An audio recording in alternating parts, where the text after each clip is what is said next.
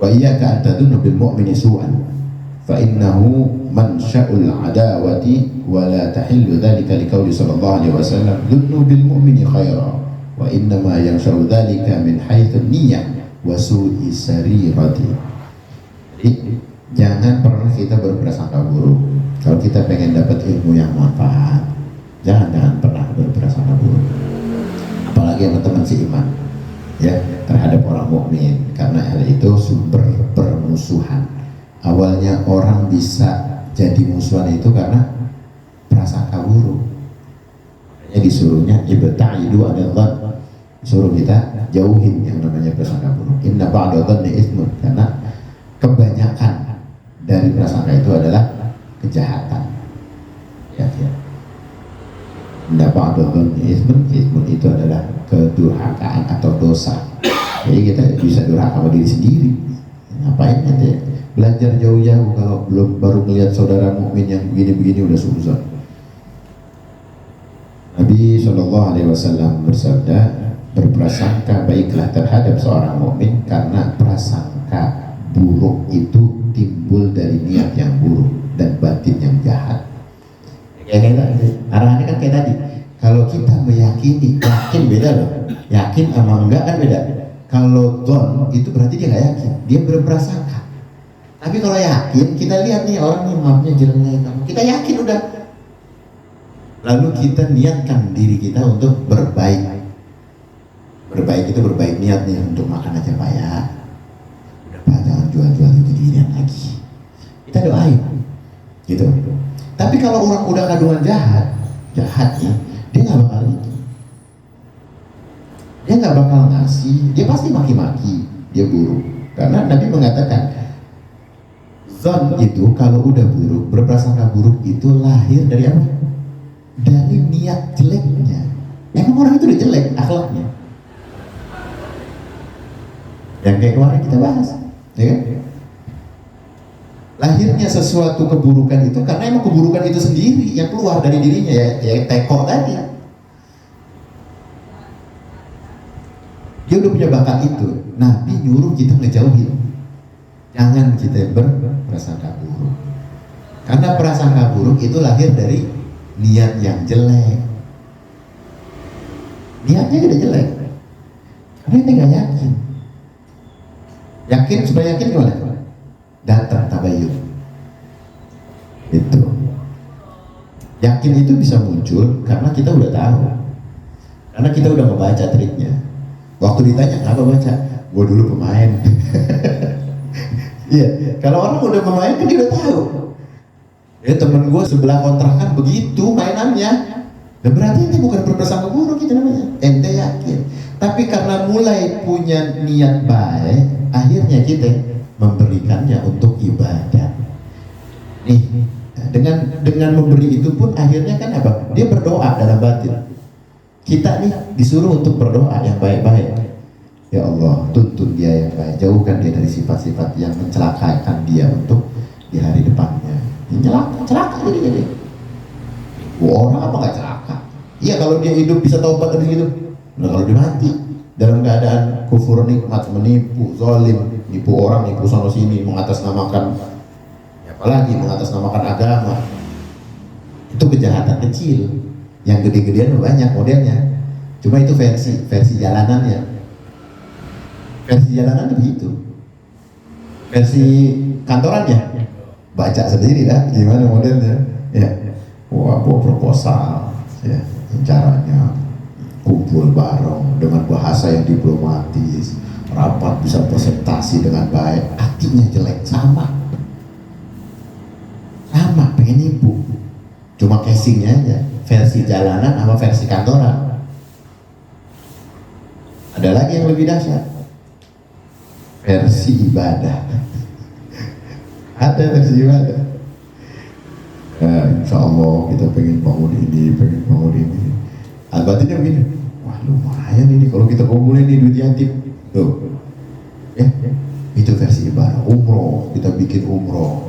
Ya, ayo kita arisan umroh. Udah kumpul, lumayan nih kalau belum kabur. Nah, kan? Jadi masing-masing punya tempat, makom dan posisi.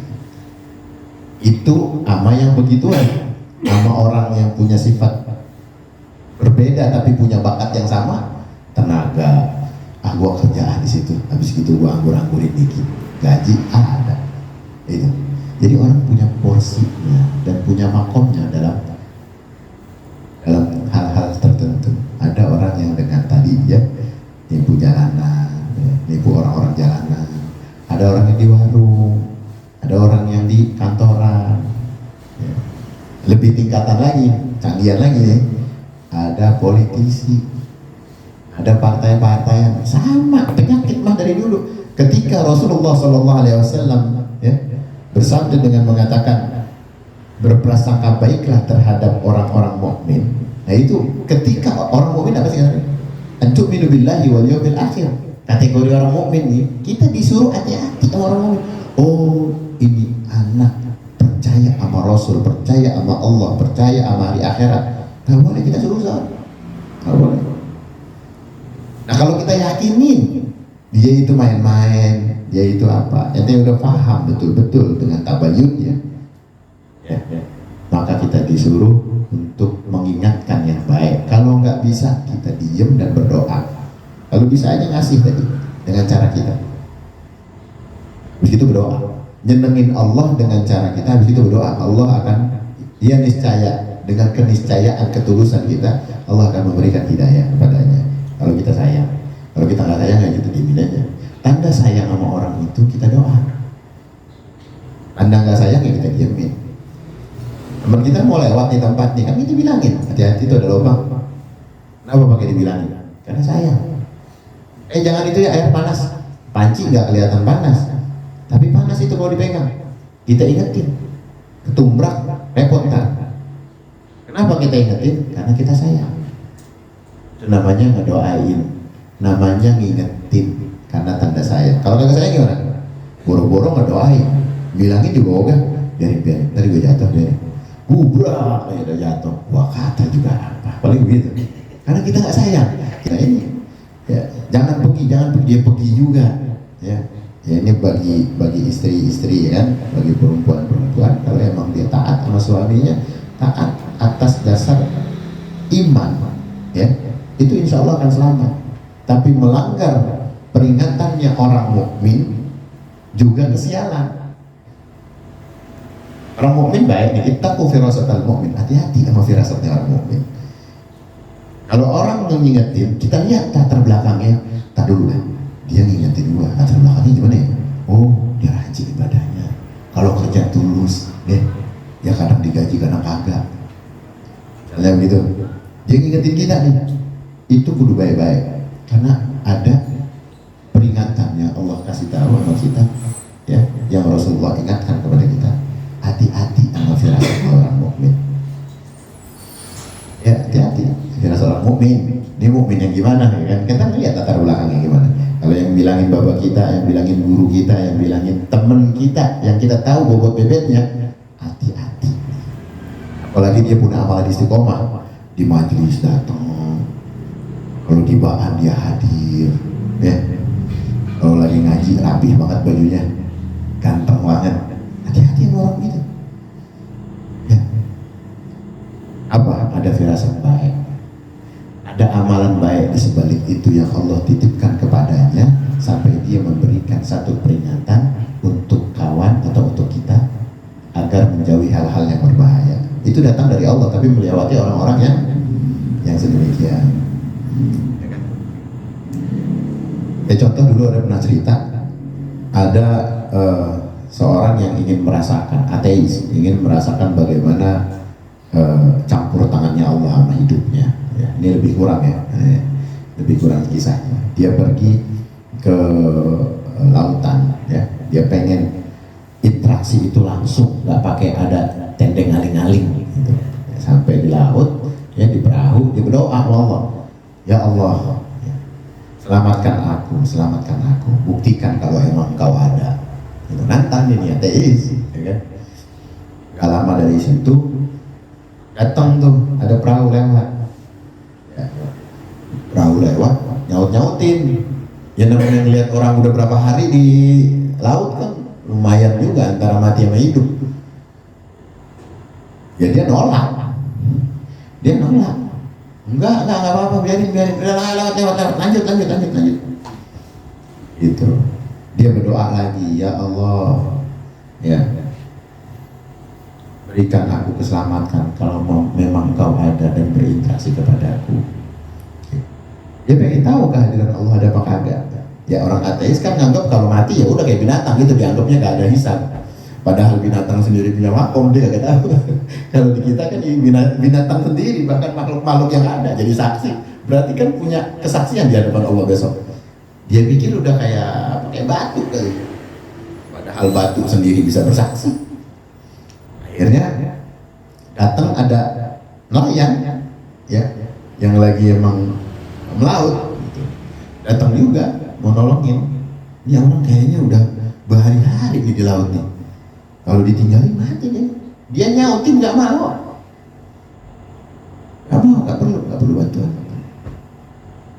Ya udah ya, namanya orang mau dibantu nggak perlu, gimana sih? Matilah dia. Si Andes meninggal nih. Waktu akhirnya dihisab kan, dia mulai hisab. Datang malaikat untuk mengazabnya, ya dia tahu azab. Kok jadi diazab? Bagaimana Allah nggak datang? Kan padahal aku minta berinteraksi sama Allah. Allah menyampaikan lewat perwakilan malaikatnya bahwa bukankah Allah telah datang ingin menolongmu? Apa itu? Perahu yang pertama datang. Yang kedua apa? Yang kedua nelayan yang datang. Ini masih tolak. Itu Allah yang ngirim. Makanya kalau kita melakukan kebaikan, jangan kita minta balas sama kebaikan orang yang sama, kebaikan sama benda yang serupa.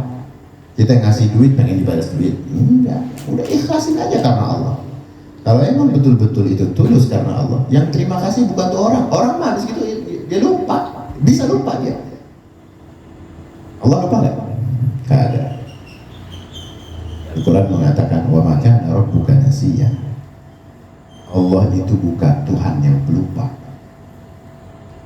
Iya kan, ente anggap orang ente kasih lupa terus ente pikir Allah lupa. Enggak.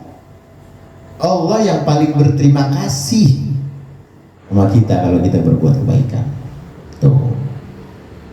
Ya, di sini ditekankan ya, kita kalau mau jadi santri beneran, kalau mau jadi jamaah majlis, ya bersihin hati kita. Bersihin jiwa kita dari punya prasangka kepada orang mukmin. Ini sekali lagi ya, prasangka kepada orang mukmin, berprasangka buruk maksudnya. Ya, makanya jadi landasan utama bagi seorang mukmin itu untuk selalu menekankan dirinya berbaik sangka kepada orang-orang mukmin.